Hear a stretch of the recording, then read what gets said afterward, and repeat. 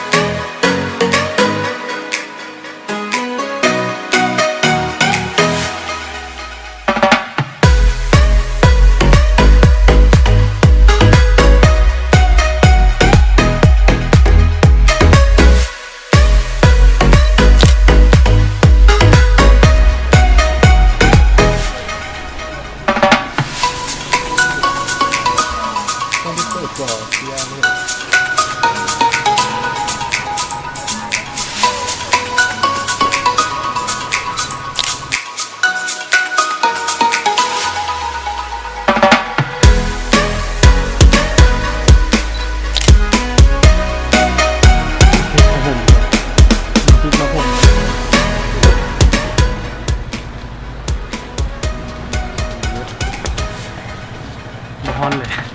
เบิ่งจากเหงื่อตะกล้องทั้งวันฮ้อนเลย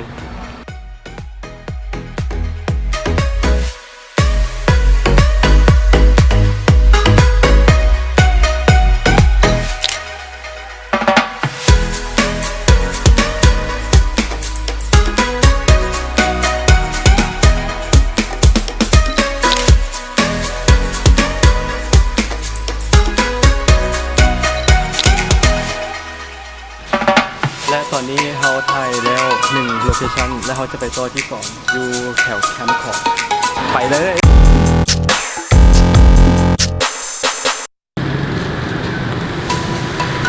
ตอนนี้พวกเรามาฮอดเส้นแคมป์ของแล้วแต่ว่าเปลี่ยนแผนหน่อยนึงเราจะมาถ่ายอยู่แถวเส้นมโหสถนำมาเลย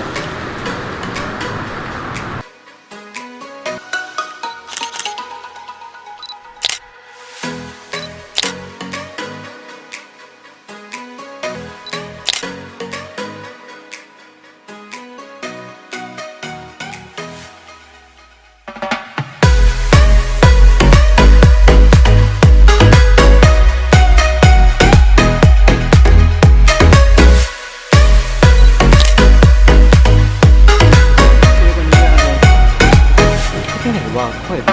ำตัวที่อยู่ในนั้น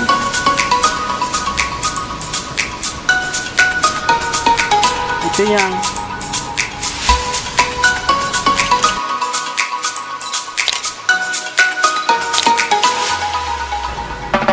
ตอนนี้โลเคชั่นที่2เขาถ่ายแล้วต่อไปเขาจะไปโลเคชั่นที่3จะเป็นบอนไดนั่นเขาไปเบิ่งน้ำกันต่อเลย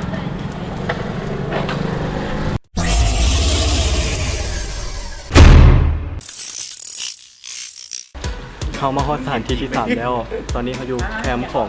เดแท้แล้วเขามาเริ่มถ่ายกันเลย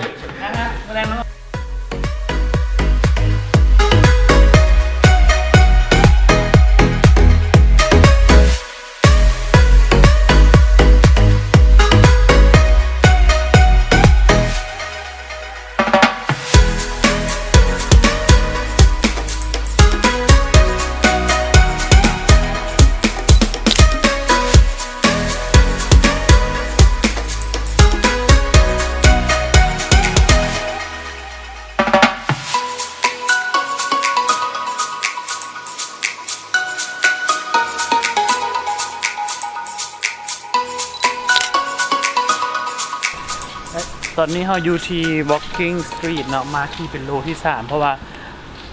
ทางตากล้องรีเควสมาว่ามาถ่ายอีกบนหนึ่งเพราะว่าบอกว่าสุดนี้เข้ากับโลเคชั่นตัวนั้นก็เลยว่ามาลองเบิ่งว่าสิเป็นยังไง ต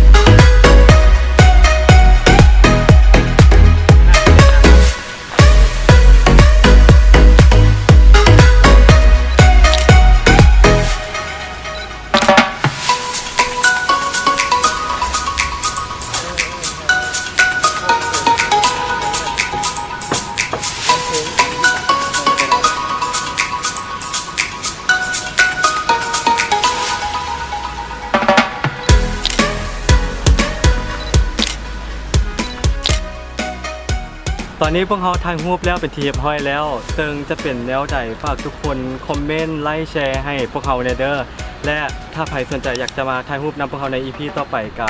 คอมเมนต์หรือว่าอินบ็อกซ์เข้ามาหาพวกเราได้ฝากทุกคนติดตามและติดตาม EP ต่อไปเด้อ